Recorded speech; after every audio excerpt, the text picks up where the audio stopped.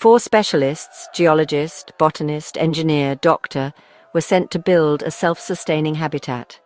For 2 years, everything went smoothly.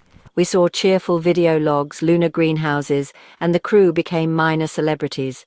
It felt like a new era for humanity. Then suddenly, silence. Orbital Dynamics blamed a technical glitch. Days became weeks, then months. The world moved on.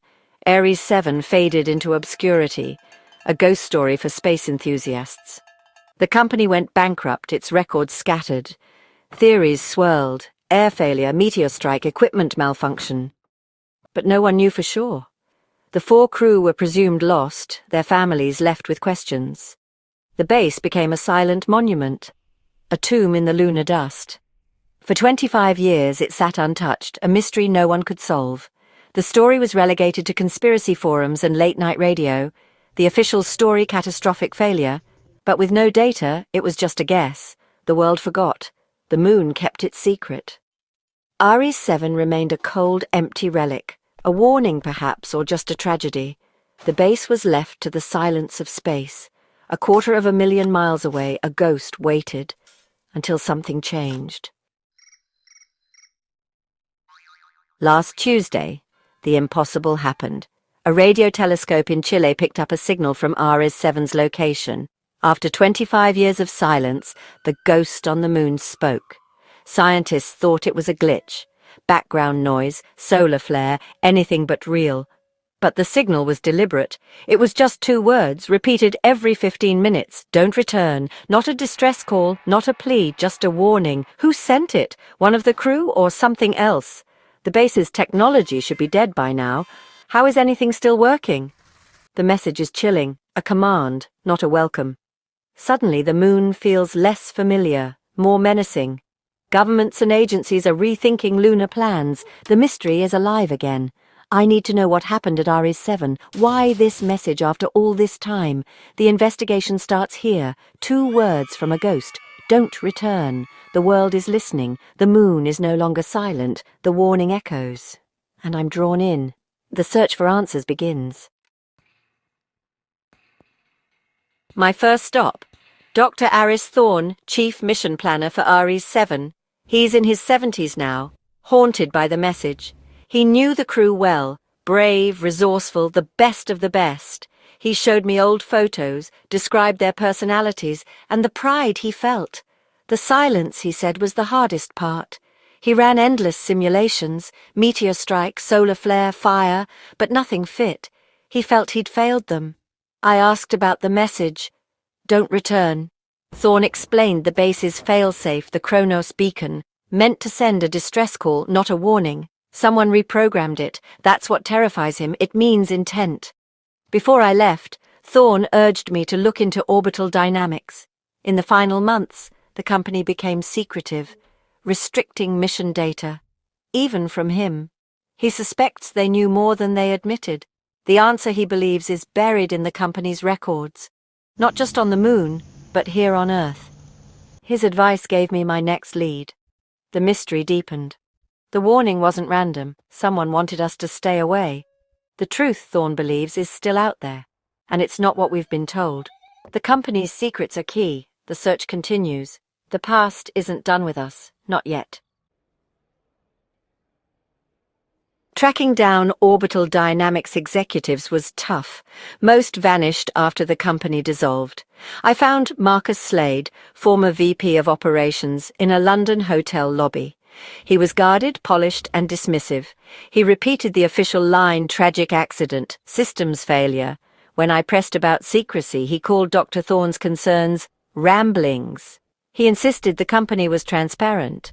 On the new message, he claimed it was random data corruption, media hysteria. But when I asked about the crew's final transmissions, he hesitated. No, nothing, he said, but his pause betrayed him. He ended the interview abruptly. I was left convinced he was hiding something.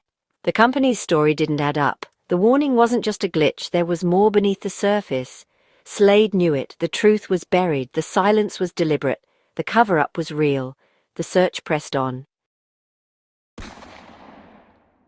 Slade's denial pushed me to the archives. After bankruptcy, Orbital Dynamics records were bought and stored in a vast warehouse. It took weeks, but I got access. The early mission logs matched the public story: hopeful, determined crew, detailed reports. But the last 3 months were different.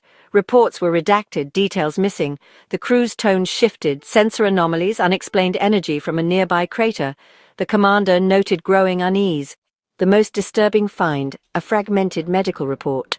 One crew member showed paranoia and hallucinations. The doctor was baffled. Screenings had been perfect. She wondered if the moon itself was affecting them. The report ended abruptly. Orbital Dynamics knew the crew was in distress. They covered it up. The warning wasn't just about failure. Something happened in those final weeks. The company hid the truth. The mystery deepened. With the evidence, I pieced together theories. The simplest psychological breakdown: 4 people isolated, the moon's emptiness crushing them. Sensor anomalies could have sparked shared delusions. The warning, "Don't return," might be a lucid act from a dying crew member. A warning about the dangers of isolation, or perhaps the energy fluctuations were real. The base was near an unexplored crater. Maybe a unique radiation field or geological phenomenon poisoned them. Orbital Dynamics may have discovered this too late. Admitting it would be a disaster, so they covered it up. The redacted files, the secrecy, it all fits. The warning becomes about a physical danger. The company hid its negligence. The truth was buried with the crew. The moon's secret was locked away. The message is a legacy of tragedy, or a cover-up. Either way, it's a warning, and we still don't know what really happened. To understand the mental toll, I spoke to Dr. Lena Petrova, a NASA space psychologist. She explained that isolation is one of space's greatest dangers. The break-off phenomenon, feeling detached from Earth, can overwhelm even the strongest minds. Every conflict is magnified in a confined space. There's no escape, no privacy. The Ares 7 crew, as a private venture, likely lacked NASA's psychological support. The medical report's mention of paranoia and hallucinations fits the symptoms of extreme distress. The warning, "Don't return," could be a desperate, rational act from the brink of madness. The crew may have believed the base itself was making them sick. Their final message, a warning to others. Dr. Petrova's conclusion? We can build perfect machines, but not perfect minds. The human element is always the weakest link. The moon tests more than technology. It tests our sanity. And sometimes, we fail. Now let's consider the unthinkable. What if the crew found something not of human origin? Sensor anomalies, energy from the crater, the company's cover-up, all could point to an alien discovery. Perhaps they found an artifact, a structure, evidence of a non-human presence. Maybe it was dangerous, dormant technology, a biological agent, or a hostile presence. Orbital Dynamics, faced with this, would panic. They'd cut off communication, bury the truth, and silence the mission planners. The warning, "Don't return," becomes a message about a threat beyond our understanding. Maybe the crew set up the message before they were lost. Or maybe it's not from the crew at all. Perhaps it's from whatever they found. A warning to stay away. The greatest secret ever kept. The moon's silence hides more than tragedy. It may hide a cosmic threat. The evidence is ambiguous, but the possibility lingers. The warning takes on a new meaning. We are not alone, and our first contact was a disaster. The moon's secret remains. At the end of my investigation, I have more questions than answers. I've spoken to those who built the mission and those who buried it. I've walked through the archives of a failed dream, madness, negligence, or something unthinkable. Each theory chills me. The official story is a lie. Something terrible happened at Ares 7. The message, "Don't return," still echoes every 15 minutes. The moon is no longer just a distant sphere. It's a place with a secret. Space agencies must decide, heed the warning or risk everything for the truth. The crew's legacy is this cryptic message. Is it a cry for help, a sacrifice, or something else? The moon is now a question mark in our sky. It asks about our limits, our sanity, our place in the universe.